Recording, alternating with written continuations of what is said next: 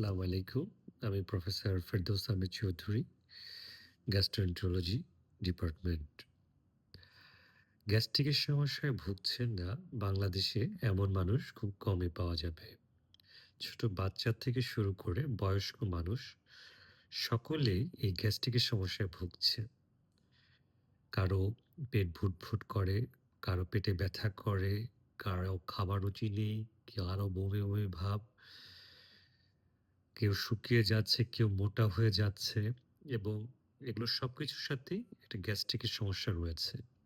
বিশেষ করে বুক জ্বালা-পোড়া করছে, খেতে গেলে বমি, বমি ভাব হয়। এই সমস্যাগুলো নিয়ে আমাদের কাছে প্রচুর রোগীরা আসেন এবং বিশেষ করে যারা বাচ্চা তারা আসে বলে যে তাদের প্যারেন্টস মানে অভিভাবক বলেন যে খাবার রুচি হয় না, পেটটা ফুলে থাকে, ২-৩ দিন ধরে বাথরুম হয় না।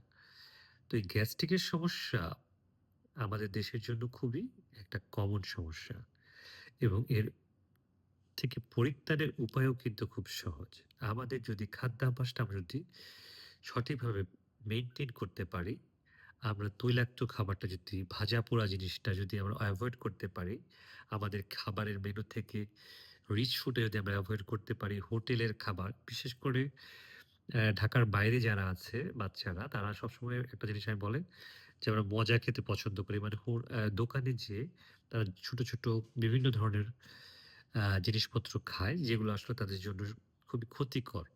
তো এই জিনিসগুলো থেকে যদি রক্ষা করা যায় এবং পানি যদি আমরা বেশি খাই, তাহলে আমার মনে হয় এই গ্যাসের সমস্যা থেকে আমরা পরিত্রাণ পেতে পারি। আরেকটা হচ্ছে আমাদের খাদ্যাভ্যাসটা অবশ্যই সুন্দর হতে হবে। সকালে, দুপুরে, রাতে আমরা সময় মতো যদি খাবারটা খেতে পারি, ইনশাআল্লাহ আমরা গ্যাসের সমস্যা থেকে পরিত্রাণ পেতে পারি। ধন্যবাদ।